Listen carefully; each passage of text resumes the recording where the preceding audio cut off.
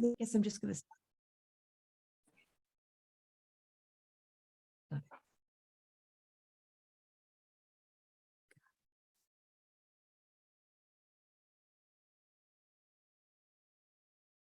I don't know if I should just start, or is John going to say something? Hi, can you hear me?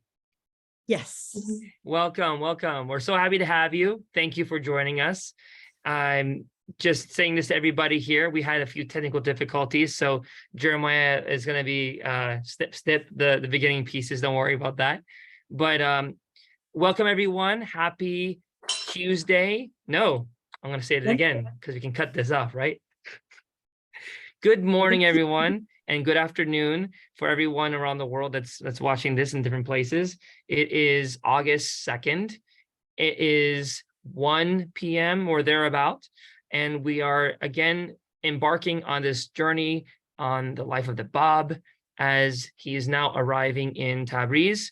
This is brought to you through the Desert Rose Baha'i Institute. This is brought to you through the Firm Foundation and in collaboration with the Clearwater Baha'is. We're so happy to have you all here today with us. Those of you who have been on this journey, this story of the Bab, we're calling it The Turning Point, and also on the utteranceproject.com, as you see on the screen. This is given a specific name. It is called what now? What is the name of this beautiful chronology, Violetta? Oh, the primal point. The primal point. So all of us are able to go to the utteranceproject.com and view this, the primal point. We welcome all of you that have been here with us, and those who are just joining right now, welcome. And again, if you want to find the rest of these videos, please check out on Facebook, the Baha'i Center of Clearwater, or on YouTube, the Clearwater Baha'is YouTube channel. We thank you again for joining us as we embark on this journey. And again, thank you for your patience, everyone, as we took a few minutes to start. Thank you so much. Well, welcome everyone. So this is actually part 9 in the chronology, the primal point, which has 12 parts. We have so far in this, we're halfway through part 9. And the first 2 things that we looked at was the transfer of the Bab from Maku to Chihrik, because he was too popular in Maku. But the prime minister's plan really blew up on him, because when he arrived in Chihrik, the Bab was even more popular than in Maku. So a word came down that he should be transferred to Tabriz, where he was going to be on tribunal. And on the way to Tabriz, he stopped in a beautiful little city on the side of a gorgeous lake called Urumiyeh. And that was where his portrait was painted. So that's where we left it last night. And now we are at the end of July, 1848, and the Bab is arriving in Tabriz. But as he arrives Tabriz, and before he enters the city, he reveals what is called the Risaliye-i Qayyimiyat, the treatise on Qayyimhood. So the Bab is a Qayyim, and Qayyimhood is the name that Baha'i scholars have given this treatise. It's the act of being the Qayyim. So before entering Tabriz, the Bab summoned Mulla Ali Turshizi, known as Azim. Azim will become very important during the ministry of Baha'u'lláh, because he is the one who organized the assassination of the attempt on the life of the Shah. He's one of the 3 Babis responsible for it. And his eventual trial will free Baha'u'lláh from the Siyat Shah. But before this, Azim is really devoted to the Bab, and that is one of the reasons he organized that attempt on the life of the Bab in 4 years' time, because he never could stand the martyrdom of the Bab. He never could accept it. But anyway, before all of those upsetting events, Azim is one of his foremost disciples, native of Azerbaijan, and he was the friend of Vahid, who had become a Babi over the course of 3 interviews with the Bab in Shiraz. And he had counseled the Bab, he had counseled Vahid, be humble, and Vahid had not listened to him. So anyway, The Bab informed Azim that he intended to formally and publicly assert his claim to being the Qayyum in front of a panel of clerics and the crown prince, Nasruddin Shah. He is 17 years old. He has just taken over from Muhammad Shah, who died suddenly. And he is going to be the Shah for the entirety of the life of Baha'u'lláh, for the rest of the life of Baha'u'lláh. He will die four years after Baha'u'lláh. But at the time now, he's only 17 years old and he's a new Shah. And Azim was one of the Bab's closest companion, and he was very shocked by the Bab's words. Until now, he thought the Bab was just the gate to the Qayyum, not the Qayyum himself. And he left the Bab's presence when the Bab told him he planned to announce that he was the Qayyum. So you see the disconnect between some of the letters of the living and some of the Babis, like Wahid, who is not a letter of the living, Tahir, Qudus, Mulla, Husayn, and Baha'u'lláh. And you see the disconnect between them understanding the station of the Bab as the Qayyum and his foremost disciples like Azim, who didn't realize that he was the Qayyum. They thought he was the gate to the Qayyum. They didn't know his station, his foremost disciples. So the next day, Azim returns to the Bab and tells him that he spent the entire night in a deep state of agitation and ardent prayer and supplication with God. And he's come finally to recognize the Bab's claim to being the promised one, the Qayyum. The Bab then reveals the Risaliye Qayyimiyat, the treatise on Qayyumhood, also known as the Tawqi Kamiyat, the epistle of Qayyumhood, in honor of Azim, and instructs Azim to disseminate it and share its contents openly with anyone he finds receptive to the treatise. Azim prepared several copies of the treatise, which he sent to the most eminent Babis of the time, as well as to established Babi communities in Tehran, Kashan, Isfahan, Yazd, and Bushir. The Risaliye Qayyimiyat is a watershed event. It's going to have a profound impact on how normal, run-of-the-mill, everyday Babis understand the truth of the Bab's message and his station. It is a very important treatise because it represents the Bab's most open expression of doctrinal independence from Islam, and it represents his final, his clearest, and his most emphatic break from Islam. It's revolutionary. Nowhere else does the Bab more clearly proclaim that he is, in fact, the Qayyum, as if repeating it 3 times in a loud, clear voice as he knocked on the black stone, the Kaaba of Mecca, wasn't enough. As if it wasn't enough that he told the assembled mosque in Shiraz and the 100,000 people who were standing around that he was the Qayyum. This now is even more emphatic. He declares his mission plainly, the fulfillment of prophecies for the return of the Mahdi, another title for the Qayyum, and expounds on the signs of the Qayyum and on the Qayyum's advent. In the Risaliye Qayyimiyat, the Bab calls on Azim to be the messenger between the people and the Qayyum. And this is a quote by the Bab, who by God's benevolence has now manifested himself. And he declares, I am that divine fire which God kindles on the day of the Qiyamah, by which all will be resurrected and revived. Then either they shun away from it or enter the paradise through it. For 50,000 years, we awaited the day of the Qiyamah until all beings would purify and nothing remain but the face of your Lord, the Lord of glory and might. In the treatise, the Risaliye Qayyimiyat, the Bab portrays his revelation as the fulfillment of all past prophecies, the inauguration of a period of religious truth, and the abrogations of the religious laws of Islam, also known as Sharia law. This is that document. the Bab emphasizes that in abrogating the religious law that came before his own, he did not utter even a single word that ran counter to the primal book, the Quran, taking God as his witness that whatever he has annulled or established has been done at the behest of God.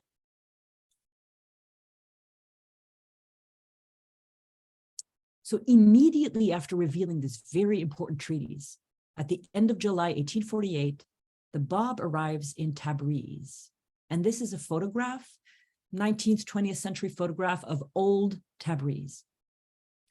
So after Urumiyeh, the Bab had left for Tabriz, which he reached now at the end of July 1848, where he was once again, unsurprisingly, welcomed by the population with joyful, wild excitement. If you remember yesterday, that is exactly how he was received when he first entered Tabriz on the way to Mahkou a year ago in 1847. And he is again received by the population with so much happiness. The Bab's arrival caused such a wave of enthusiasm that he was housed in a palace outside the gates of the city. But even this precaution did nothing to quell the excitement caused by his arrival. At the time that the Bab arrived in Tabriz, the city was home to the largest population of ulamas in Persia after Isfahan. And its clerics were extremely alarmed by the rapid spread of the Babi faith throughout the cities and villages of their region. When Haji Mirza Akazi, the prime minister of Persia and also the puppet master to the young Shah, staged the Bab's trial in Tabriz with its large population of clerics, he was not only calling and instructing them to find a way to permanently stop the spread of the Babi faith, but he had two ulterior motives. On the one hand, Haji Mirza Akazi was sending a message to the Babis, warning them of the fatal consequences of any militant action on their part. At the same time, the second objective was using the trial to remind the Tabriz ulamas of their ultimate reliance on his goodwill. It was a double political stratagem, but like all of his ploys before it, when it came to the Bab, it would not go the way he had planned. In fact, the beginning of the Bab's examination was delayed by a week because the clerics in Tabriz could not decide how they should conduct his trial. And this disagreement between them is ultimately going to be the end of their planned humiliation of the Bab. So now we arrive to the Bab's examination and to the tribunal.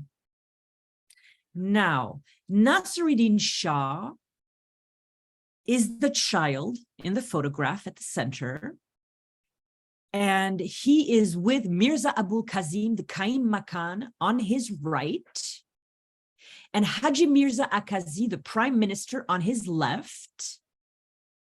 On the extreme left, marked with an X, is Manuchir Khan, the governor of Isfahan, who we looked at in part 8.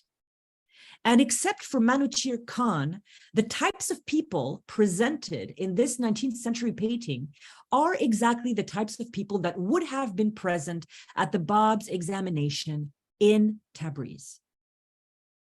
So in Tabriz, the Bab is now brought before the 17-year-old governor of Azerbaijan, Nasiruddin Shah, who, my apologies, is not yet the Shah. He's going to be the Shah in 2 months. He is the son of the dying Muhammad Shah, who is still the reigning Shah. So I made an error earlier. A panel of the most prominent clerics of Tabriz has gathered to examine the Bab and expose his so-called heresy. Among the leaders are Haji Mirza Mahmud, the chief tutor of the young Nasiruddin Mirza, and a one-eyed man named Mulla Muhammad Imam Makkani, a well-known Sheikhi, so a follower of Sheikh Ahmad, who was the one who announced the Bab and Bahá'u'lláh. But his followers never made the transition. They stayed with his teachings. Haji Murtida Kuli Marandi was also present, as well as Haji Mirza Ali Asghar, the Sheikhul Islam, a high clerical position, and Mirza Ahmad, the leader of Friday prayers. The entire tribunal was a farce. The leading clerics of Tabriz, the shining lights of Islam in that city, had assembled to learn from the Bab, to them a young Sayyid who claimed to bring a message from God. They only had to listen to him, to learn the nature of his claim, and to exercise justice. But they would fail on all counts. And they would, on top of that, ridicule themselves in the process, while the Bab did what he had come to do and remained composed and dignified throughout the theatrical trial. We start with two pointless questions. Instead of focusing on their stated aim, the clerics asked the Bab ridiculous and pointless questions, such as these two questions from Haji Mirza Mahmud, Nasiruddin Shah's tutor. The first question about indigestion. As the Prophet or some other wise man hath said, knowledge is twofold, knowledge of bodies and knowledge of religion. I asked then, in medicine, what occurs in the stomach when a person suffers from indigestion? Why are some cases amenable to treatment? And why do some go on to permanent dyspepsia or syncope, swooning, or terminate in hypochondriasis? That's the first question they asked the Bab. A manifestation of God about indigestion, heartburn, burping. That's what they think is something that is good to ask. The other one, equally as ridiculous, is a question about conjugating the verb to say in Arabic. The science of application is elucidated from the book and the code, and the understanding of the book and the code, the Quran and the traditions, or the hadiths, depends on many sciences such as grammar, rhetoric, and logic. Do you, who are the Bab, conjugate kala, the third person singular of the verb to say? The examination of the Bab went on for hours. The sheer number of questions posed to the Bab, his answers, the counter questions, his calm responses, followed by his revelation of verses in the style of the Quran, the angry comments of the members of the tribunal, their mockery, snide comments, requests for miracles, and further questions are above and beyond the scope of this chronology. To read a complete, detailed account of the above-mentioned events, please refer to Fereydun Vahman, editor, The Bab and the Babi Community of Iran, published in 2020, Chapter 1, The Bab, A Sun in a Night Not Followed by Dawn.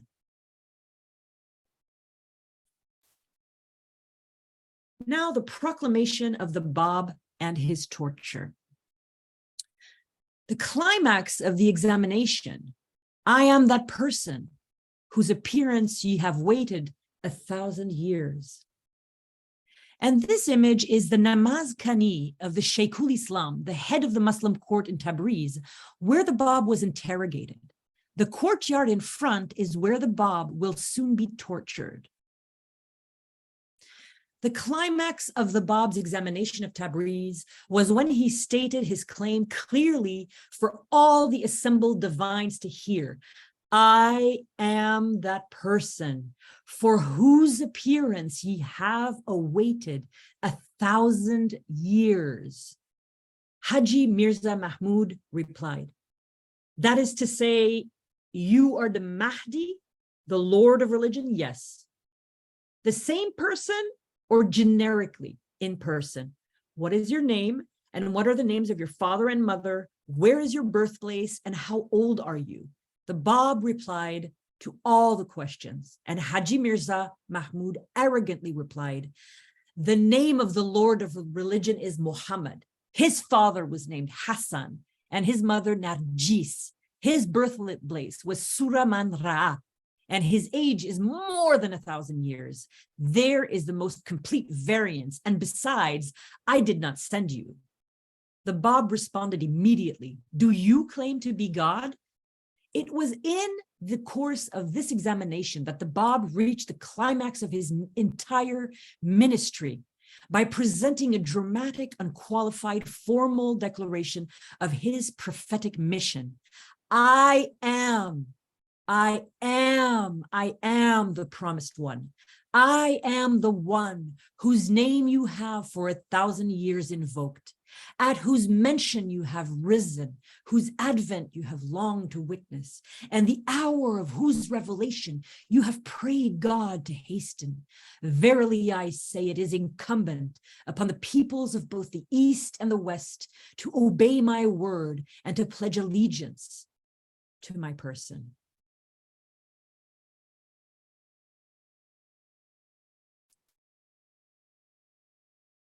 This is just an old photograph from Nabil in the Dawnbreakers that show eminent Persian mujtahids, like the ones who are currently examining and planning to torture the Bab in this section.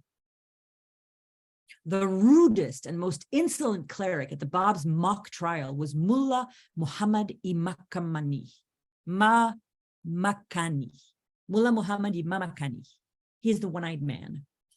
The Bab was sitting between him and Nasruddin Shah, the young prince, soon to be the Shah.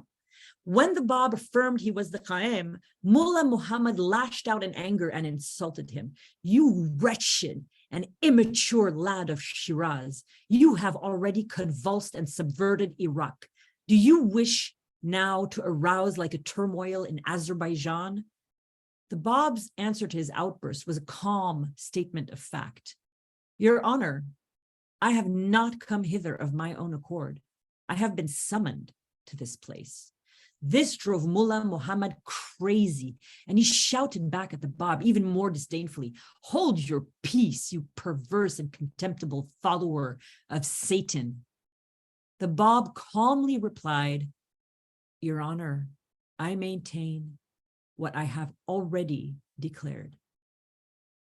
The Bab is very modern in his responses. He never, ever lets himself be goaded. He never reacts.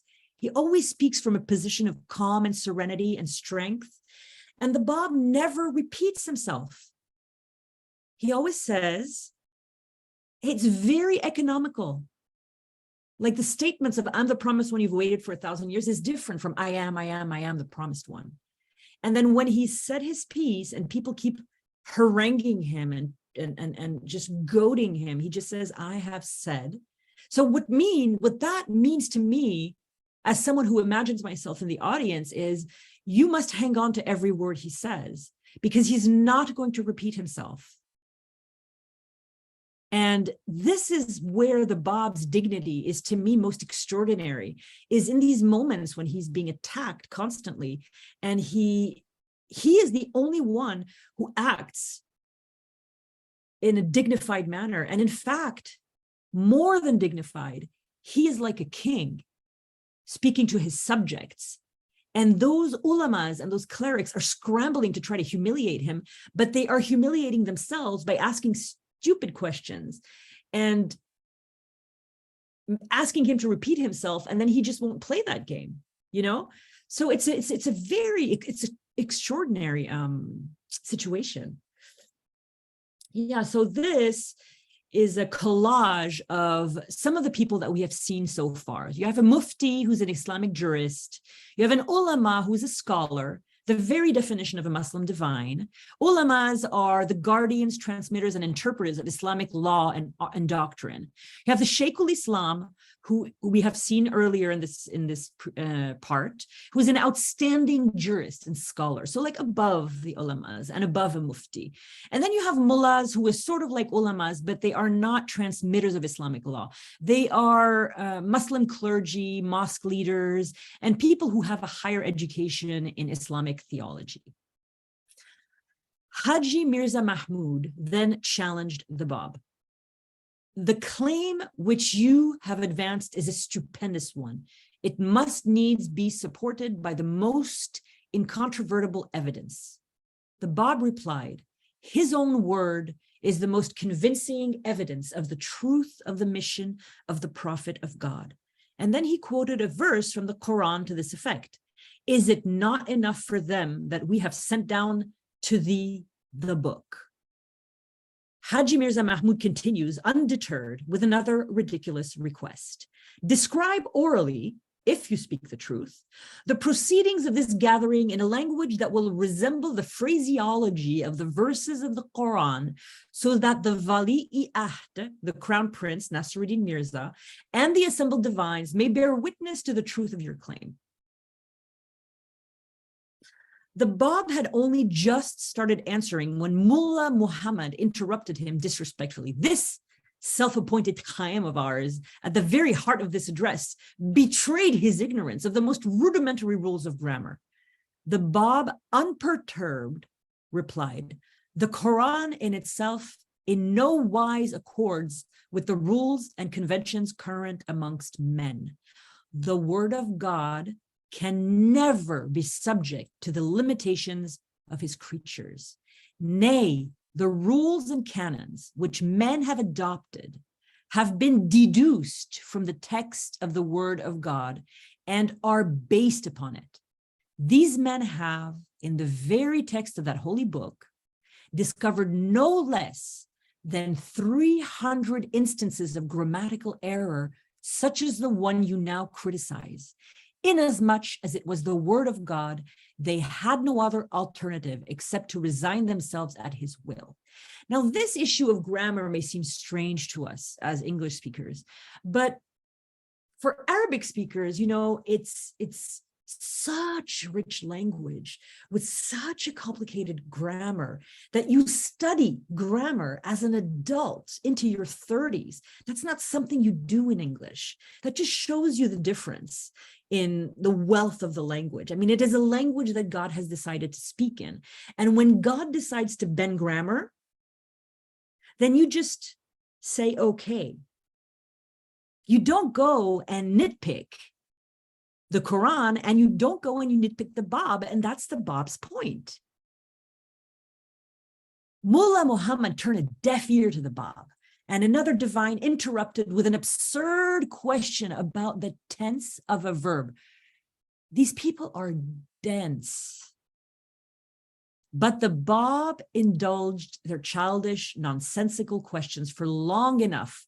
He replied, as he often does, with a verse from the Quran. Far be the glory of thy Lord, the Lord of all greatness, from what they impute to him, and peace be upon his apostles. Putting things back into context. Then the Bab rose up from his seat and walked out of the gathering. Done. At the end of the ridiculous trial, the clerics insisted that the Bab be executed on a charge akin to heresy. The young Nasruddin Mirza, the future Shah, was faced with a difficult decision. If he agreed to execute the Bab, it was very, very likely that the entire country of Persia would erupt into turmoil. But if he went against the ulamas, he could lose his chance at sitting on the throne. So you see that in the decisions of Haji Mirza Akazi, the prime minister to the dying Shah, and the young Shah, who's going to step on the throne in 2 months, the way that they treat the Bab is number one, 100% about how their position in power is going to be affected by how they treat the Bab. That's their number one guiding rule. So it's very interesting that that's what they're focusing on. So to solve the prince's dilemma, his advisors, which included Haji Mirza Mahmud, the Nizamul Ulama, suggest he send his personal physicians to assess the Bab's mental faculties. And now we go on to the medical examination. And this is one of my favorite parts in the whole chronology. The man you see here is Dr. William Cormack, an Irish physician who was the only Westerner ever to meet the Bab. And this is his story. The Bab was subjected to a medical examination by 2 Persian doctors and an Irish physician, Dr. William Cormac. Dr. William Cormac was the only Westerner ever to meet the Bab in person. Dr. Cormac was born in Tabriz, so he's a fluent Persian speaker. His mother was Armenian, and his father was Irish, a doctor for the Qajar court. Dr. Cormac was both born fluent in Farsi and English. After completing his medical studies in England in 1844, interesting coincidence, he returned to Persia and was appointed as physician to the British mission in Tehran, which is how he found himself accompanying the young Nasruddin Mirza in Tabriz. The point of this examination was simply whether or not to ascertain if the Bab was sane or a madman in order to decide whether to execute him or not. During the examination, the Bab chanted verses in a melodious voice, and Dr. McCormick described the Bab as follows. He was a mild and delicate-looking man, rather small in stature and very fair for a Persian, with a melodious, soft voice, which struck me much. Being a Sayyid, he was dressed in the habits of that sect, as were also his 2 companions. In fact, his whole look and deportment went far to dispose one in his favor. Of his doctrine, I heard nothing from his own lips, although the idea was that there existed in his religion a certain approach to Christianity. He was seen by some Armenian carpenters who were sent to make some repairs in his prison, reading the Bible, and he took no pains to conceal it, but on the contrary, told them of it. Most assuredly, the Muslim fanaticism does not exist in his religion as applied to the Christians, nor is there that restraint of females that now exists. It's an accurate assessment. It's very interesting that the Bab was reading the Bible. Although he did not answer any of the physician's questions regarding his sanity, the Bab did speak directly to Dr. Cormac, stating that as he was not a Muslim, he might be interested in knowing something of the Babi faith and perhaps might be inclined to become a Babi himself. And of course, you'll remember this follows right on the heels of the Bab's statement to the tribunal that the people of the East and the West should embrace his cause. And instantly after, he is presented with the only Westerner, a person from the West, to meet him during his lifetime. Dr. Cormac and his fellow Persian physicians wrote a report to Muhammad Shah claiming insanity in order to spare the Bab's life. To satisfy the clerics who were intent on the Bab's execution, the government spread rumors that the Bab had recanted his claims during his examination, and they produced a written recantation in someone else's writing with no signature as proof. Nasruddin Mirza wrote an extensive report to his father, Muhammad Shah, lying that the Bab had apologized, recanted, repented, begged for forgiveness for his errors, swore not to repeat his mistake, and was, quote, awaiting the decision of his most sacred royal and imperial majesty. May the souls of all the worlds be his sacrifice. And now a difficult section, because we're now going to speak about how the Bab was tortured. This is the part of the courtyard where the Bab was tortured. The Sheikhul Islam personally carried out the enforcement of the sentence of torture by bastinado. We'll look into that a little bit later. I'll explain what that means. Shortly after the Bab's ridiculous trial, Mirza Ali Asghar, the Sheikhul Islam of Tabriz, who had not been present during the Bab's examination, issued a fatwa condemning the Bab to death and signed by his nephew, a mujtahid called Sheikh Abul Kazim. In the fatwa, Mirza Ali Asghar accused the Bab of heresy. Mirza Ali Asghar was aware that the Persian government had no intention on executing the Bab at that time, so he insisted that the Bab be subjected to corporal punishment, hoping that torture would finally induce him to truly recant his claims. The decision to torture the Bab was neither unanimous nor a popular one. Even the farashes, the persons in charge of administrative torture, refused to whip the Bab out of sympathy for him. And so Mirza Ali Ashkar was forced to administer the torture himself. The Bab was taken to the home of Muhammad Kazim Khan, the head executioner and punisher, and Mirza Ali Ashkar personally administered the bastinado, which is a torture where you elevate the feet of the victim and you whip them with a cane to such a point when the skin comes off. And then you force the people to walk on their destroyed feet. The punishment was to be 20 lashes to the sole of the Bab's feet, but several of the blows landed on his face. And the Bab was so severely wounded that he had to receive medical attention for the swelling on his face.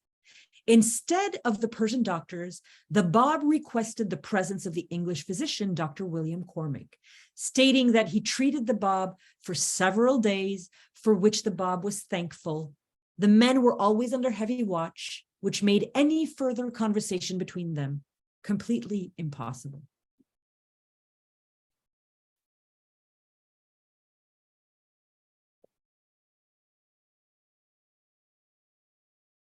So this part is the Bab's final instructions to Mullah Husayn, who will soon be martyred on the 21st of July.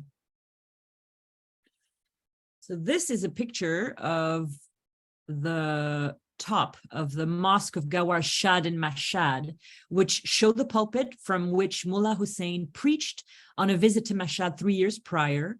It's the city where Mullah Husayn is when he receives his new name, the Bab's green turban and the black standard. And I'm going to tell you this story now. Mullah Husayn had left Chirik and followed the Bab's instructions all the way to Mazandaran, which was Bahá'u'llah's ancestral province. He was now in Mashhad, in the province of Khorasan, where he received a package from the Bab, which contained his green turban and a new name for Mullah Husayn, Sayyid Ali, along with a message from the Bab: adorn your head with my green turban, the emblem of my lineage, and with the black standard unfurled before you, hasten to the Jaziri Khadra, the verdant isle, and lend your assistance to my beloved Quddus. So because Mullah Husayn was in Khorasan is the reason why he was noticeably absent from the conference of Badash. His destiny was going in a different way. The black standard was a very important symbol in Islam. It signalized the advent of the promised one. And according to the tradition, the black standard was the one the Prophet Muhammad has spoken of in the following terms: should your eyes behold the black standard proceeding from Khorasan, where Mullah Husayn currently was when he received these instructions, hasten ye towards them, even though ye should have to crawl over the snow, inasmuch as they proclaim the advent of the promised Mehdi, the vicegerent of God. As soon as Mullah Husayn receives the black standard, he starts writing to Mazandaran. And these photographs are now related to the next part in the story. It's a small photo essay in 5 pictures. I'm going to tell you what these pictures are. I'm going to tell you what these pictures are just now. So it's a small photo essay. Photo 1 is the village of Nishapur, where the father of Badi enlisted under the black standard. Photo 2 is the village of Miyamai, where 30 inhabitants joined Mullah Husayn. Photo 3 is the house of the Sayyidul Ulama in Barfurush, Mazandaran, a cruel and unforgiving man who rose up against Mullah Husayn. Photo 4 is views of the caravanserai of Sabzi Maidan in Mazandaran, where Mullah Husayn waited for his companions after being chased out of Barfurush. And finally, photograph 5 in the bottom right is the shrine of Sheikh Tabarsi, where the rest of the Mazandaran upheaval took place and where it ended very tragically. As soon as he received the message, Mullah Husayn followed all of the Bab's instructions to the letter. Some 6 kilometers, 4 miles outside of Mashhad, he placed the green turban on his head, hoisted the black standard of Islamic prophecy, assembled his companions, mounted his horse, and gave the signal for their march towards Qudus. Mullah Husayn and his companions raised the call of the Bab in every single town, village, or hamlet they passed, proclaiming the advent of the new day and inviting people to join them, and selecting among the new converts those who would walk with them under the black standard. The Mazindaran upheaval had just begun.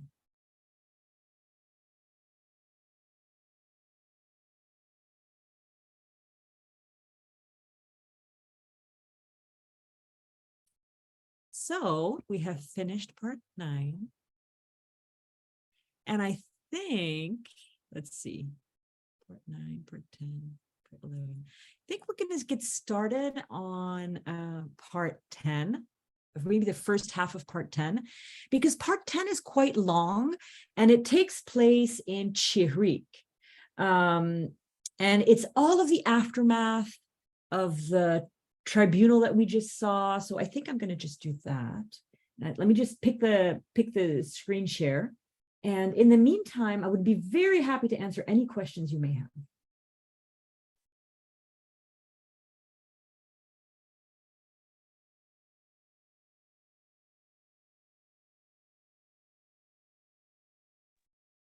Did you say that the hoisting of the black standard is mentioned in the Quran? Or I can't hear you at all. I'm so sorry. I can't hear you at all. did you say the hoisting of the black standard was in the Quran or a hadith? You know what? That's a good question. It's John or Jeremiah, if you can just do a quick search for the black standard in the Quran and hadith, please. I don't have the answer. Because I don't have any memory of that in the Quran. Okay. Especially since it mentions Khorasan. Yeah. There is a lot of information on it. I just don't remember where it is. I think it might be. Does anyone have the answer? Were you able to do a little search? So according to Wikipedia, it says that the Hadith reports Muhammad said that the advent of the Mahdi would be signaled by black standards proceeding. So it's the Hadith. According to Wikipedia, yes. Okay. All right. Let me just do a really quick thing here.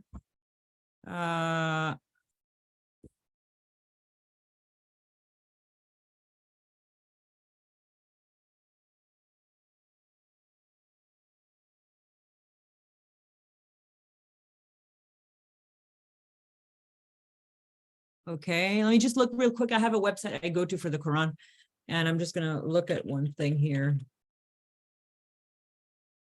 Okay. Okay, it doesn't look like there's any black standard in there, but I'll see what I could find, and I'll respond to that tomorrow. Let's start with the primal point part 11. If there are no other questions, we're going to look at the aftermath of the examination of the Bab in Tabriz, which is a very, very, very intense, extremely intense moment in his life. So immediately after the examination in Tabriz, sometime in September, well, a couple of months, September 1848, after the examination, I'm assuming that there is a healing time here for the Bab, because he was really very, very badly tortured, extremely badly tortured. And so upon returning to Chihrik, the Bab reveals at Chihrik, where he arrived 2 months after his trial. At the end of July 1848 was the trial. So this would mean that he returned to Chihrik sometime in September 1848. Upon his return, the Bab revealed a weighty, severe tablet to the Prime Minister Haji Mirza Akazi, known as the Khutbiye Khairiyye, Sermon of Wrath, also known as the Epistle to Haji Mirza Akazi, denouncing in moving language his character and his actions, and which begins with the words, "O thou who hast disbelieved in God and turned thy face away from his signs." The 3-page unsparing tablet was forwarded to Hujjat in Tehran, who had the instructions to deliver it in person to Haji Mirza Akazi. By that time, Haji Mirza Akazi had fallen from power. The Bab also revealed a tablet for the ulama in Tabriz, calling on them to remove the veils of ignorance and prejudice that had covered their eyes and understand the truth of his cause.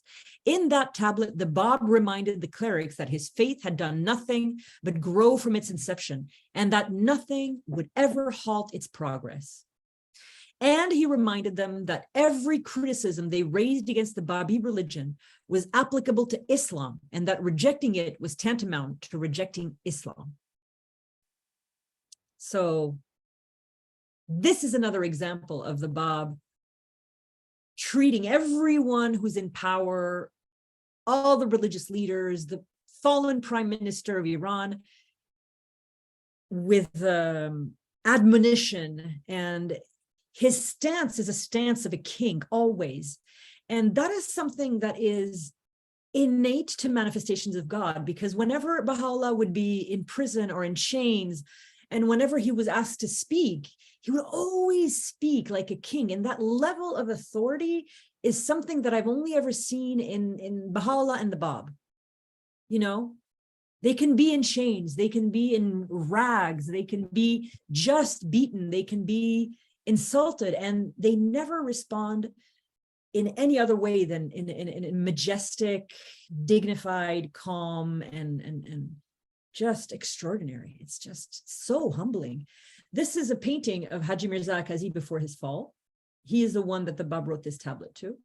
And then our next story is quite pleasant. It's very interesting. It's the story of Mirza Ali Saya, Saya meaning traveler, the faithful courier of the Bab. Now you'll know very well Salman, the faithful courier of Baha'u'lláh, and the Bab also had his own faithful courier named Saya. And this is a very old map of Iran that I overlapped with other maps and with beautiful photographs of Iran, and traced lines between Azerbaijan and Tehran and all the different parts of Iran where I knew that he had gone just by hand, just to give you an example, an idea of his footpath through Iran. This is sort of the travels of Mirza Ali Saya. It's called Footsteps Through Persia. Mulla Adi Guzal, also known as Mirza Ali Saya, the traveler, was a native of Azerbaijan, and he served as the Bab's courier during his imprisonment in Azerbaijan. He was the means by which the Bab could be in constant communication with his followers throughout Persia. He also served as the Bab's personal attendant for 2 months in the castle of Chihrik. Mirza Ali Saya walked thousands of kilometers to deliver the Bab's tablets and packages, and was well known and well revered by the Babi community. When he arrived in Baha'u'llah's home in Tehran in 1848, shortly before the conference of Badasht, Vahid bent low and kissed the feet of the man who had been in the presence of the Bab. On one of his journeys, Mirza Ali Saya delivered the Bab's green silk turban to Mulla Husayn before the Mazandaran uprising. Now, in September 1848, the conversion of Anis and the death of Muhammad Shah. Now, if you remember, Anis is going to beg to be martyred with the Bab, and the Bab will accept his request. This happens after August 1848. Mirza Muhammad Ali Zunuzi, who we know better under the name of Anis, the title of Anis, was a relative of the Bab's longtime faithful disciple and companion, Sheikh Hassan Zunuzi, his amanuensis. He had been devoted to the Bab for a long time, but his stepfather had tried everything he could think of to prevent Anis from meeting the Bab, going so far as to lock him up in their own house. One day, when Sheikh Hassan Zunuzi was visiting Anis, he found his young relative completely transformed. Actually, Sheikh Hassan Izunuzi is not the Bab's amanuensis. Anis was no longer despondent, but rather happy and at peace. And he told Sheikh Hassan Izunuzi, the eyes of my beloved have beheld this face, and these eyes have gazed upon his countenance. Anis had seen the Bab in a vision after the Bab had returned to Chihrik from his examination in Tabriz, and he recounted to Sheikh Hassan Izunuzi the secret of his happiness. As he lay in his cell, locked up by his stepfather, he turned his heart to the Bab and beseeched him, saying, "Thou beholdest, O best beloved, my captivity and helplessness, and knowest how eagerly I yearn to look upon thy face. Dispel the gloom that oppresses my heart with the light of thy countenance." Anis had cried tears of agonizing pain and was so overcome with emotion, he lost consciousness. Suddenly, he heard the voice of the Bab calling to him and summoning him to rise up.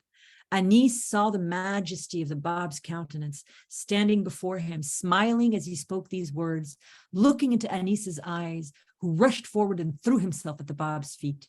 "Rejoice, the hour is approaching when in this very city I shall be suspended before the eyes of the multitude and shall fall victim to the fire of the enemy.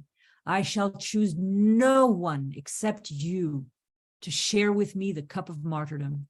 Rest assured that this promise which I give you shall be fulfilled." Of course, this is one of the many times we see that the Bab is so omniscient about his future and looks at it with the eyes of confidence, because he knows, because of the letter that Mullah Husayn has sent him, he knows that Baha'u'lláh has risen up. He's been in contact with Baha'u'lláh. They have exchanged tablets. They have exchanged gifts. They are in communication. He knows what happened at the conference of Badasht. And so he knows that the covenant is intact, the greater covenant and the lesser covenant. He has no more doubts. And this is the radiant Bab who has no more doubts, who is slowly advancing towards his martyrdom as the months fly by. On the 4th of September, 1848, one despot dies and another attends the throne.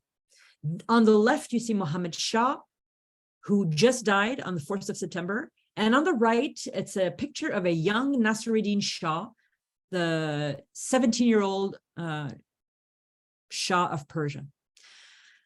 So he's very inexperienced, and he was the one who had presided, if you can call it presided, over the trial of the Bab in Tabriz, and he is now the Shah of Persia. The death of Muhammad Shah following the downfall of Mirza Akazi were events of far-reaching consequence. Nasiruddin Shah, the new monarch, was very young, very inexperienced, and he was shadowed by the stubborn and willful Mirza Taqi Khan, also known as Amir Nizam or Amir-i-Kabir. Mr. Balyuzi, the hand of the cause and eminent Baha'i historian, has an elegant phrase for the relationship between the young Shah and his prime minister. Although Nasiruddin Shah now reigned over Iran, it was Mirza Taqi Khan who ruled it.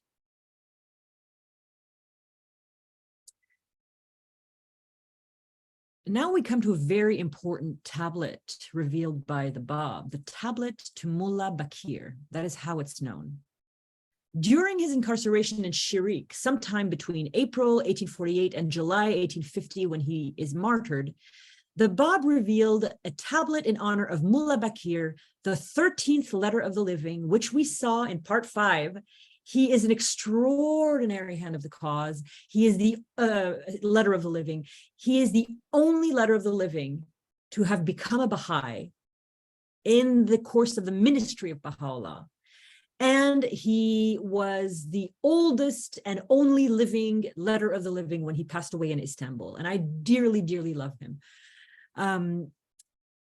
And in this tablet to Mulla Baqir, the Bab expounds upon the majesty of the promised one of the Babi dispensation, Baha'u'lláh, one of the Bab's recurring themes in the third stage of his revelation, which starts after Isfahan and ends at his martyrdom. It is the legislative stage of his revelation.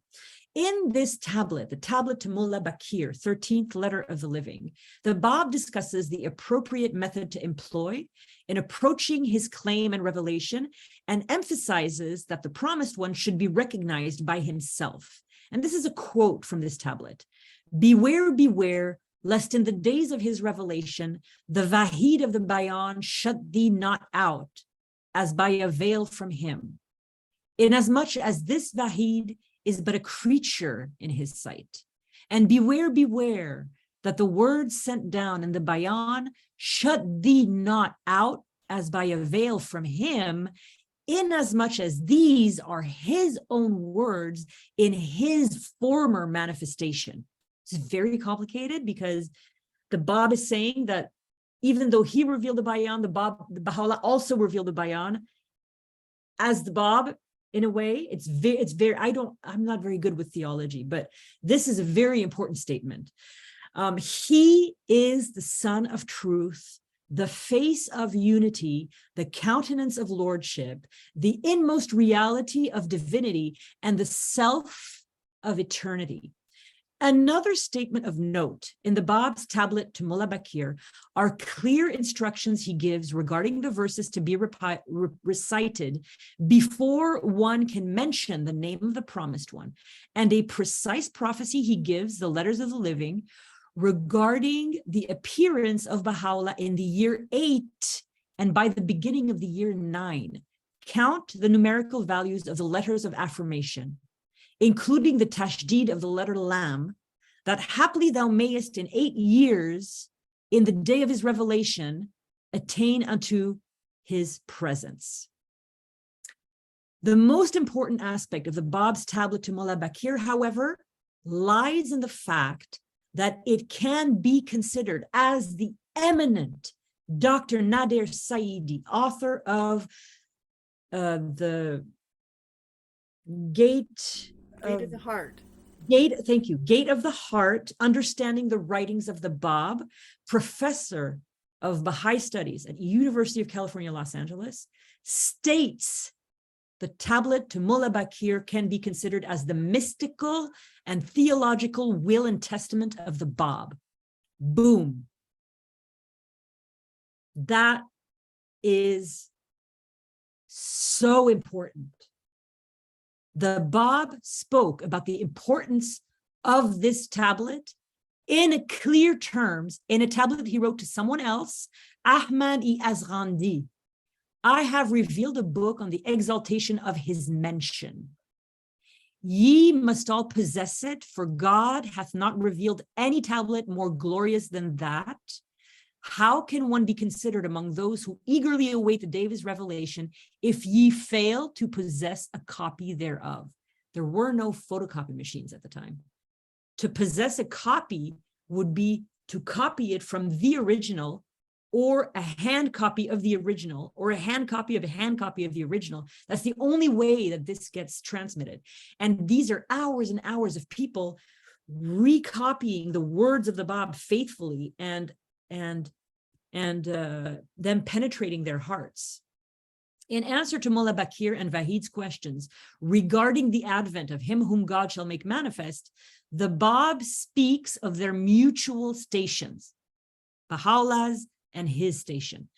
I have written down in mention of him these gem-like words: no illusion of mine can allude unto him, neither anything mentioned in the Bayan. Yea, by his glory, those are, before God, far mightier than all the deeds of worship of all who dwell on earth, inasmuch as the essence of all those deeds returneth unto the import of those same words.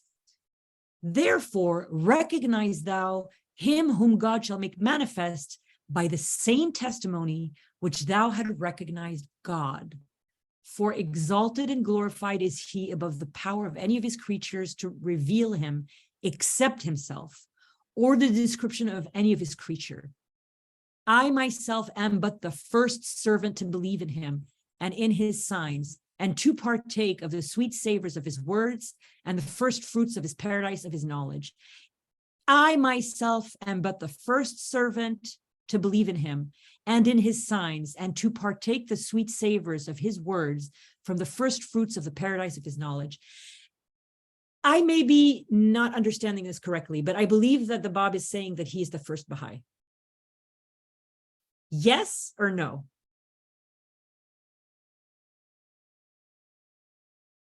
I'm going to take that as a yes. For an in-depth analysis of this tablet, please see Nader Saidi, Gate of the Heart, Understanding the Writings of the Bab, pages 371 to 374. If you don't have the book, I have it. I'd be happy to send it to you. Just let me know. Okay, let's see. How are we doing on time? Good. December 1848 to March 1849, the Bab remembers his childhood and a visit from his uncle. This is sort of a family section because this, my friends, is the one thing that I discovered during writing this chronology of the Bab. I mean, I did not know the Bab had a spiritual will and testament, but this right here is my favorite thing in the whole chronology. So I'm going to take a glass of water before I tell you the story.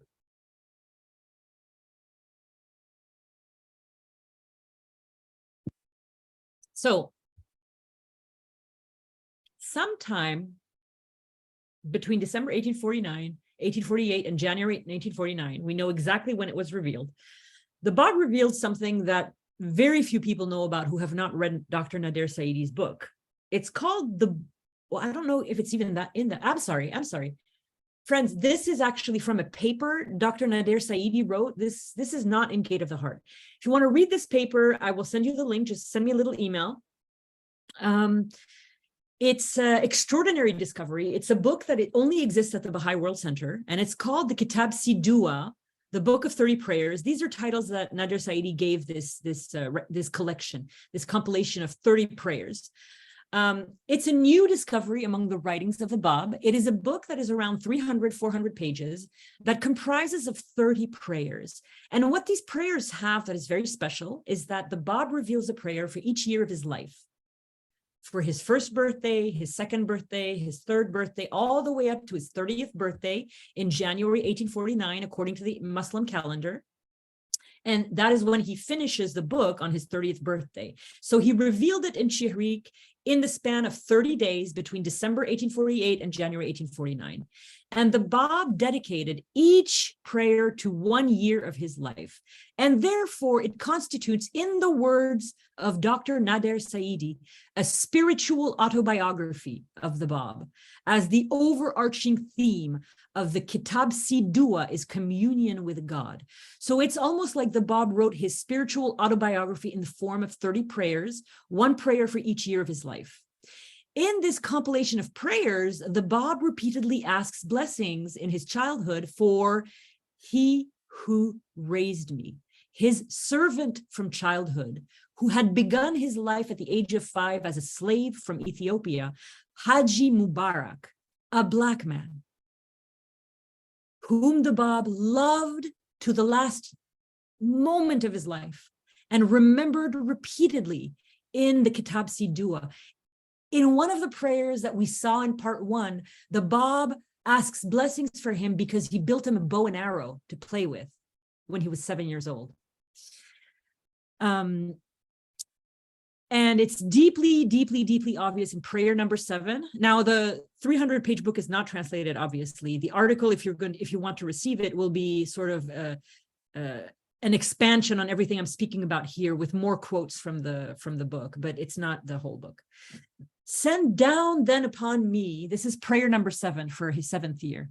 Send down then upon me, oh my God, when I was 7 years old, and upon him who raised me on thy behalf, whose name is Mubarak, that which beseemeth the splendors of the sanctity of thy loftiness and the wonders of the might of thy revelation. It is deeply, deeply touching to see the Bab remember so often Haji Mubarak during his imprisonment in the mountains of Azerbaijan, both in prayers revealed in his honors, but also mentioned often in letters that he addresses to his mother, Fatime Bagum.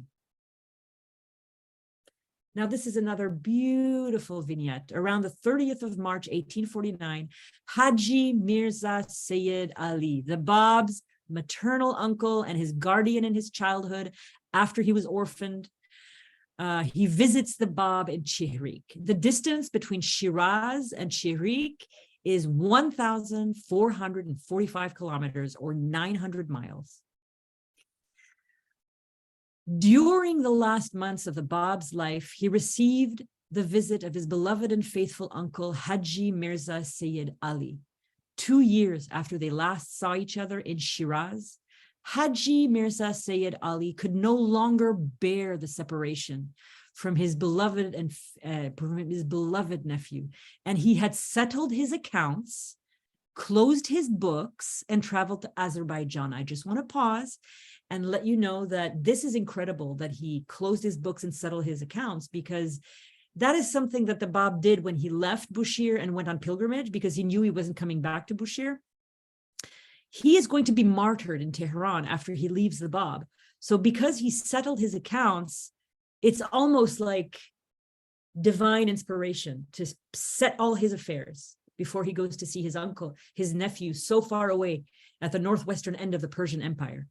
After seeing the Bab, Haji Mirza Sayyid Ali wrote a letter to his brother, Haji Mirza Sayyid Muhammad, the eldest uncle of the Bab, dated the 30th of March, 1849, on the 5th anniversary of the declaration of the Bab on the 5th day of the 5th month of the Islamic year, to try and help his brother see the truth of the Bab's mission. On such a day, the resplendent light of God shone forth. This is the day of resurrection, the day to behold the visage of God. Haji Mirza Sayyid Ali, deeply enkindled, was helping his brother to see that the promised one, awaited 1,000 years, had finally come and brought holy writings that were the essential truth of any manifestation of God. Haji Mirza Sayyid Ali asked that the whole family read this letter.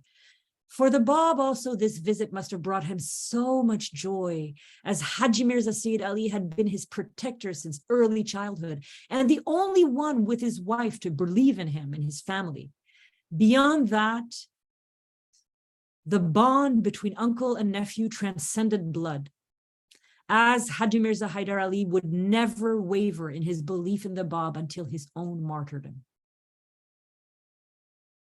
Now, give me just a minute. This is kind of an exciting portion here. I just want to see how long it is and see where we can close for today so that we have something interesting left for tomorrow. Grief for Sheikh Barsi. From Husayn.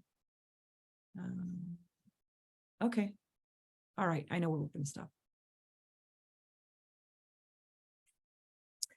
All right, so this is very exciting, friends. In late 1849, the Bab reveals the Badi calendar, our calendar. Now, Bahá'u'lláh made many changes that made it usable for us, including anchoring it on the spring equinox.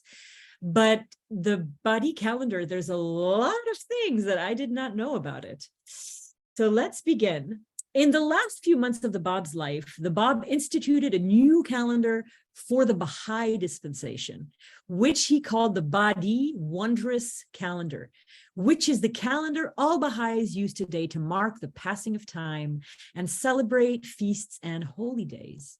The Bab referenced this calendar in 2 of his writings from this period, the Persian Bayan, Vahid 5, chapter 3, and the Kitabul Asma. As with many of the Bab's new laws in this third and legislative stage of his revelation, the new calendar was a revolutionary act and a final break with Islam and its lunar calendar. He instituted a solar calendar for this new dispensation. With the Badi calendar, the Bab transformed our understanding of time, spiritualizing the entire concept of days, weeks, months, years, and cycles and time. And as Dr. Saidi, no one can say this better than Dr. Saidi. As Dr. Saidi says in Gate of the Heart, time literally becomes filled with God. So this is a work of art that I did using Midjourney, that artificial intelligence that generates things for you. I asked Midjourney to generate 361 different tiles of Persian illumination. And then I cut them up myself and I placed them in a square that's 19 by 19 to represent the Baha'i year.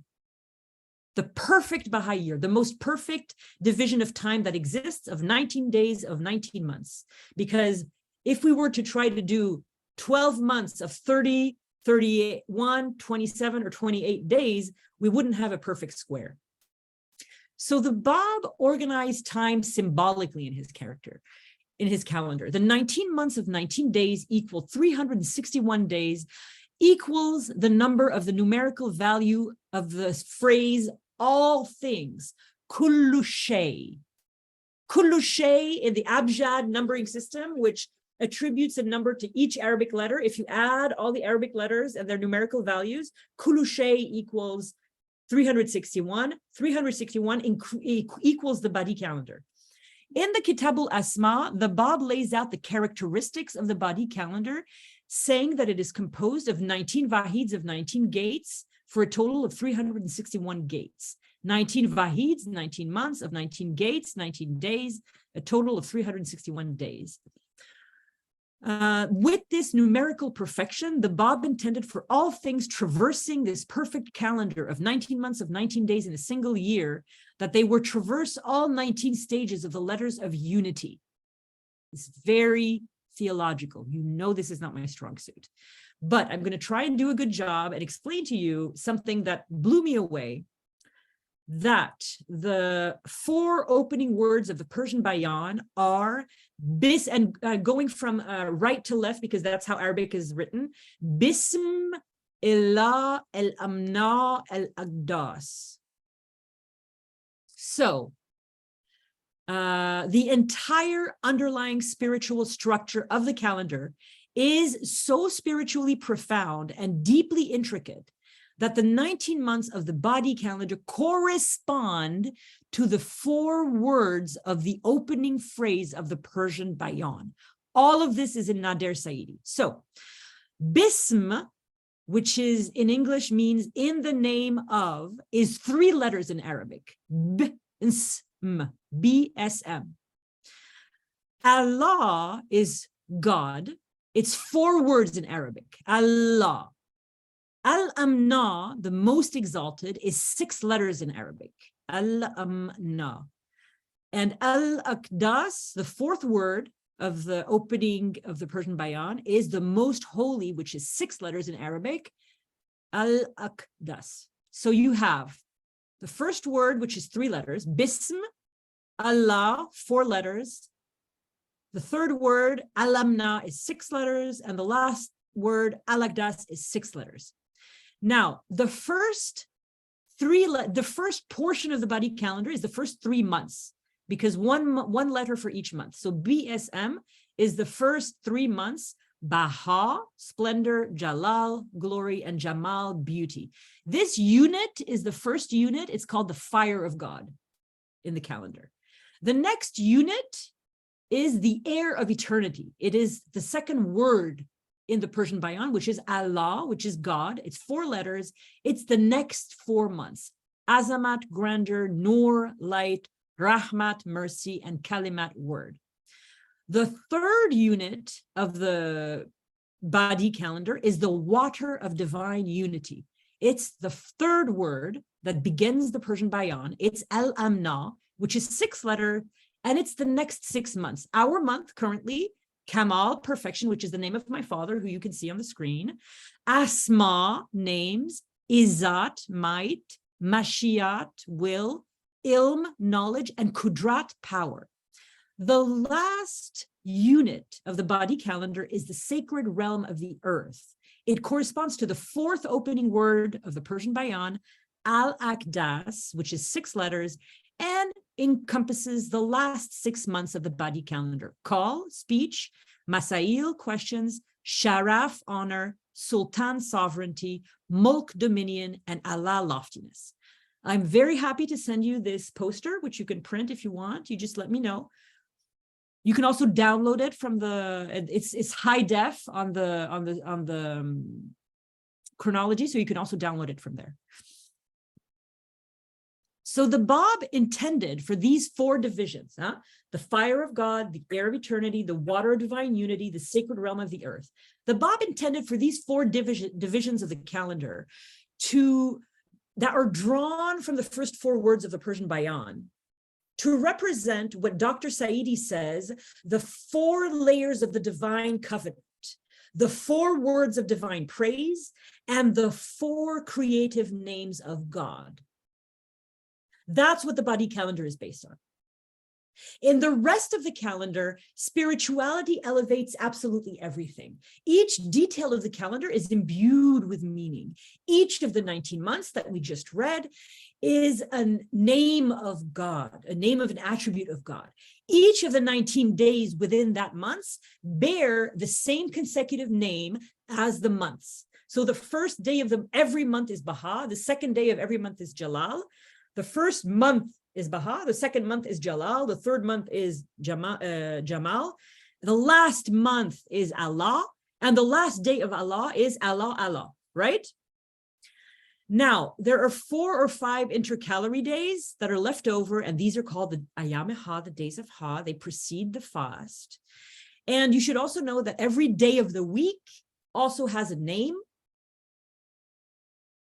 So it gets more complicated, but I didn't want to go too much into it. Now I want to ask you a question. I really want somebody to unmute themselves, or several people. Now, do you want to end on this note, and then we can talk a little bit more about the calendar together, or do you want me to tell you something absolutely devastating, like the saddest thing that I've ever said on this chronology, and leave you with a really sad, like very depressing, sad note? Or we could just stay with the happy calendar. I know what I want. So who's going to be courageous? Can you stay with the happy calendar and tell us the other one tomorrow? Yes. The calendar is so fascinating, and there's so much. There's so many little details on the calendar. It would be really nice to hear some things we don't know. Yeah, okay. Well, I pretty much, what I do is whenever I write anything, I put everything I know on the page. So everything I told you now is everything I know on the calendar. Okay. If you want to know more, or if you do not own the book, I can send you the excerpt because I own the book. Dr. Nader Saidi talks, I really admire him because he has this ability to navigate these deeply, deeply mystical things with such ease, and the way that he transfers them to people. He says time becomes literally filled with God, and that is just amazing. That's such an amazing way to put it. And what I understood, I faithfully retranscribed and then I did that graphic myself because I can't think if it's not graphic, I had to have the graphic, but there are some more things. There is more detail in the book, and I'm very happy to share that with you. Just send me a little email, which I always do this at the end of every one of my talks. I always put my email if you want to write me a little email. Where in Saidi's book does he talk in the? That's interesting. That's an interesting, very interesting question, because he does talk about it in several places. I thought so yeah. Okay. Actually, but if you go to the index, if you own the book and you go to the index and you look at Badi, you'll see the references. But these are all things, friends, that I did not know before I started. I always thought the Badi calendar, okay, the Bab put it, but this is something I hope I've done a good job over the last few weeks, explaining how intense the Bab's writings and the Bab's revelation is. And this tiny little corner on the Badi calendar, where you realize that it's like the most perfect division of time, that time becomes literally filled with God, because not only do the cycles and eras have names, there's like a Kulishay cycle, and each year has a name. And then each year they have the same 19 months and 19 days. And within the weeks, the weekdays have special names that are different from that are weekdays.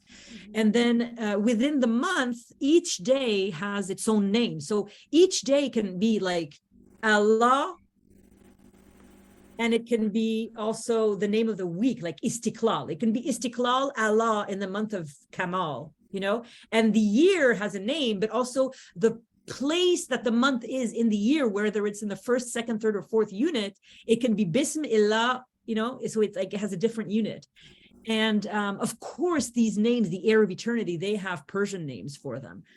And this is the calendar is really like, I don't like going into details like the calendar like that, but I make an exception for the calendar and the Pentacles, because the purpose of the calendar, really, of the Bab instituting it, is to really imbibe these Babis with so much connection to the covenant, that the time is so filled with God that they'll be able to recognize Baha'u'lláh.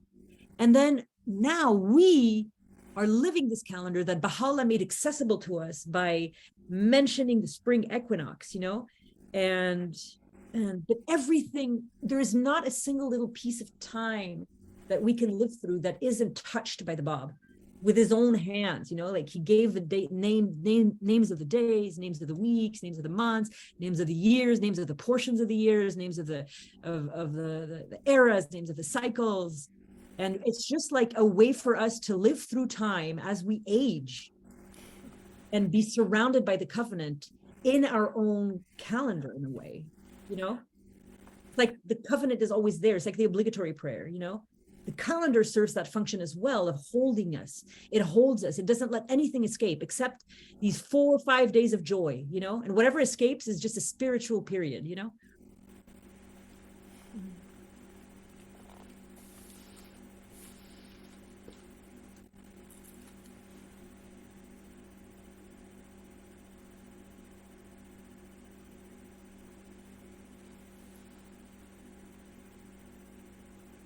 All right, well, as friends, if there are no questions, we're just going to pick up tomorrow. And well, unfortunately, you already know it's going to be a very sad period, but it's when the Bab hears about the death of Quddus and Mulla Husayn and the massacre of these hundreds of Babis in Sheikh Tabarsi, and he puts a stop to revelation for 5 months. And even though it's a deeply sad moment, and we don't like to see the Bab suffering, it's very important, because Baha'u'lláh will do this during his ministry. When he hears about the 7 martyrs of Yazd, he will put a stop to revelation as well. And I love these moments, because they are omniscient and they knew that they would happen, but they still allow themselves grieving, And that's so touching. I have a hand up here from Alex Boyson. I'd love to hear what you have to say, my dear friend, my African friend. Yes, but it'll be a time before I visit you. Very hard to travel within Africa. Yeah, well, I'm in the almost neighboring country, Zambia, right now. Oh, wonderful! Anyway, how exciting! Yeah. So, yeah. Look, you've taken us on pilgrimage, really, and that theme is really interesting to me. And of course, in that connection, this thought is recurring in my mind, that what a blessing it is that we have twin manifestations, and that we don't have to leave one behind. They actually, we can. Yeah. It's present. Yeah. They are, yes. Yeah. And so, well, yeah. So, with this amazing revelation, how can we ask any more questions? Because we always get the answer. I know, but I love what you said. I love what you said, because you're talking about grief, right? Because, like, for example, for the Muslims and for the Christians and for the Jews, they have so much grief. Look at the crucifixion, that symbol that they hang around their neck, or they put in their car. They have so much grief around their manifestation. And I realized when I was listening to you speak, you were actually speaking about that grief, because we know the Bab is going to be martyred, but we know he's going to his martyrdom happy, because he knows Baha'u'lláh is there, and we know Baha'u'lláh is there. So even though it's tragic, we don't grieve, And then when Baha'u'lláh dies, we don't grieve. We're sad, but we don't grieve because we know Abdul Baha is coming. And when Abdul Baha passes away, we don't grieve, but we're sad, but we don't grieve because we know that Shoghi Effendi is coming. And when he dies, we're sad, but we don't grieve because the Ministry of the Custodians is there. And then the House of Justice, So what you're saying is very interesting. I wonder if you'd say more, if you want to continue on that topic, but is the fact that we can live our religion without any grief. Yeah, wonderful observation.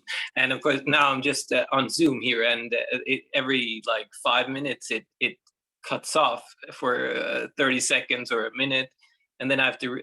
It's automatically I come back again. So it's like I don't have to worry about losing anything, even though it's recorded. It's going to be online in like an hour or two. So we can never.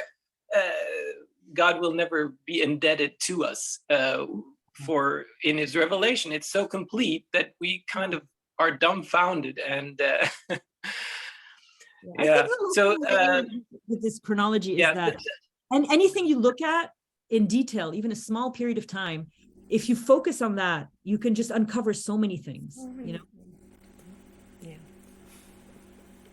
Sorry, I cut you off. What were you saying? I had a question. Yeah. I have a question. It's just connected with what we were speaking of. It's about the pilgrimage, and of course, these pilgrimages we read about them and we're awed by them, and we live them with our heroes, and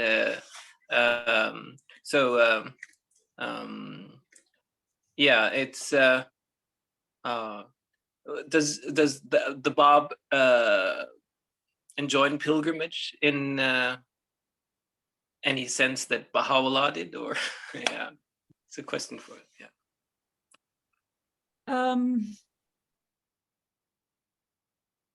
The nature of the Bab's revelation is so different from the nature of Baha'u'llah's revelation. Pilgrimage is kind of like huququllah, like the Bab didn't institute huququllah.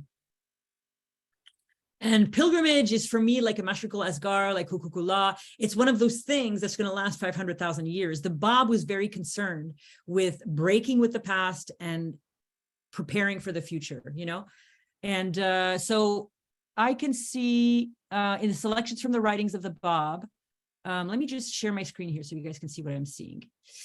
There you go, share. Okay, so if I look for the word pilgrimage in the Baha'i.org,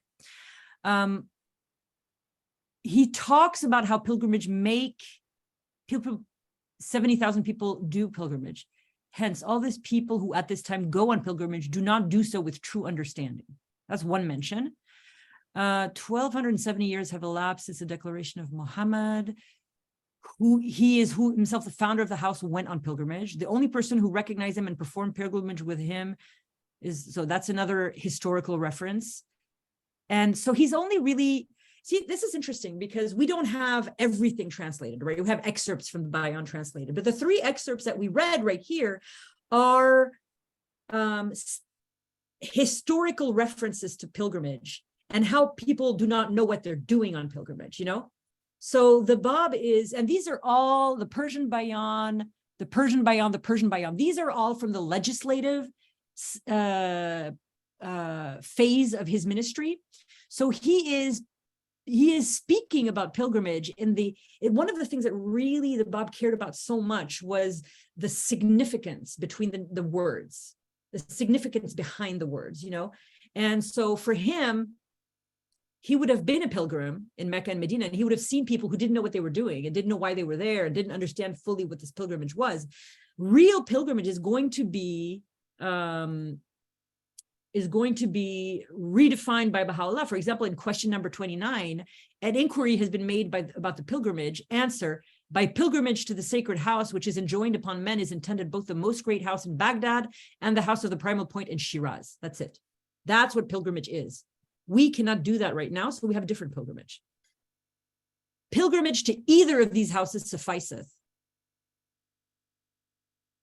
They may make pilgrimage to whichever lieth nearest to the place where they reside. And of course, you know that the first person in history to ever complete pilgrimage was Nabil. And Baha'u'lláh gave him tablets to recite. So I think we have our answer, I think. I mean, we're looking at this together, we're studying it together, but and then there's women are exempt from pilgrimage requirements, but they're free to perform it. Yeah. Yes, thank you. You're welcome. You're welcome. But it's interesting how a final section on the Badi calendar brings us to pilgrimage, you know, like the calendar, pilgrimage, the hukukullah, contribution to the fund, the assemblies, institutions, the house of worship, all of those things, you know, they are what grounds us. I have a question. Yes. Were epics ever considered by the Bab? I know that Shoghi Effendi talks about epics, and the Universal House of Justice remarks time in epics. Can you speak closer to the microphone? I can't hear what you're saying. I'm wondering if the Bab ever spoke of epics. Epics? What are epics? You know that Shoghi Effendi remarked time in epics, and the Universal House of Justice has demarked time in epics. Did the Bab? Oh. Did the Bab? Yeah. Epoch, EPOCH, please. Okay. Yep. I got it. So epochs.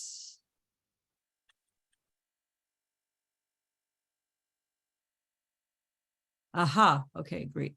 So epochs. Oh no, you know what you're talking about are like the fifth epoch of the formative age, those, right? Correct. Okay, those are all Shoghi Effendi. Okay, so this is something else. This is another.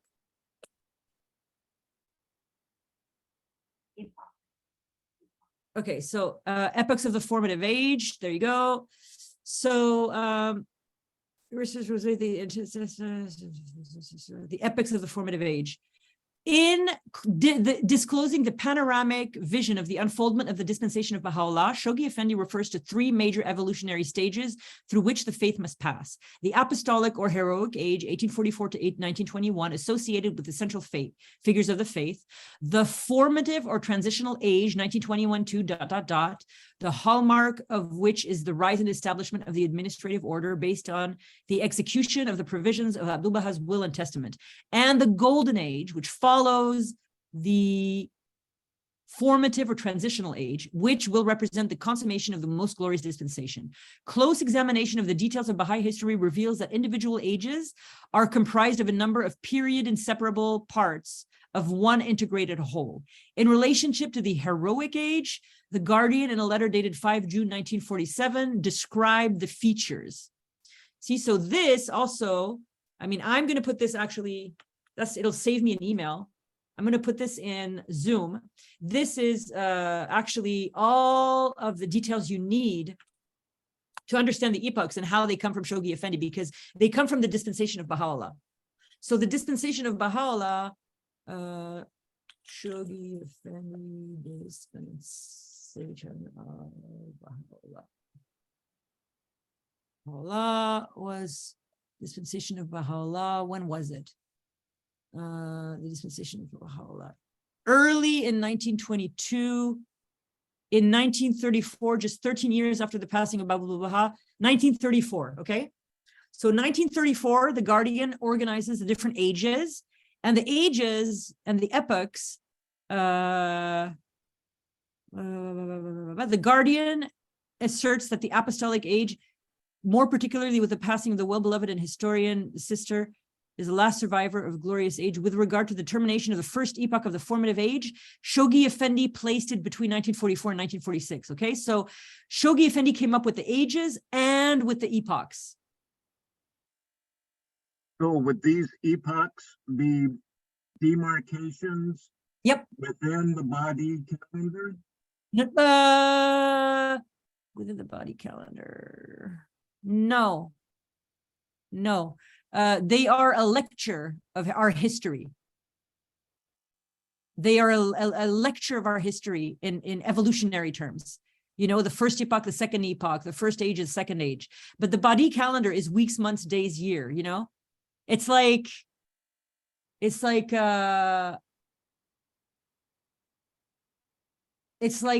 have flowers in a garden, and you have the seeds, the flowers, the individual flower, then you have the whole garden. That's the Badi calendar. But then the ecosystem of all of nature and how it works, that's the epochs and ages, right? So you have like the way that the garden functions, but then you have the lecture of the whole thing. And that is something that is not related to Badi calendar because it keeps evolving, right?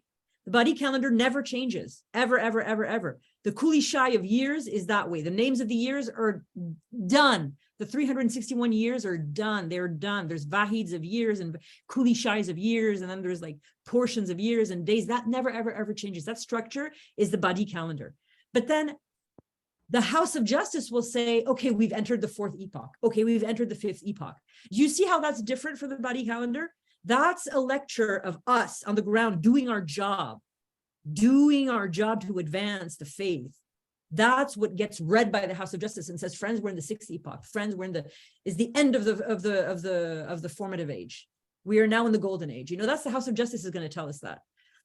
You see how it's different from the Badi calendar? Yes, but I noticed applications and the Can you speak closer to the microphone? I can't hear you at all. I'll try. And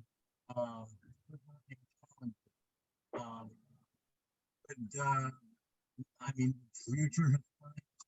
I can't understand. I'm sorry. Can you type it in the chat? I can't hear you at all. I'm sorry. It's really hard for me to hear.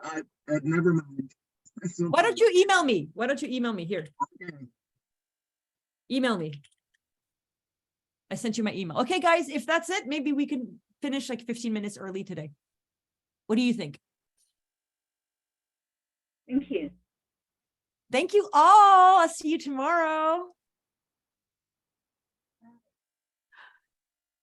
It won't be so sad. We'll make an effort to not make it sad. Don't dread it. Don't skip tomorrow. I know I scared you, but it's going to be fine. Jeremiah? Thank you so much, and I apologize for not getting. Oh, no worries, no worries. I'll send you the thumbnail in just a minute. Wonderful. Okay, And, bye. Bye.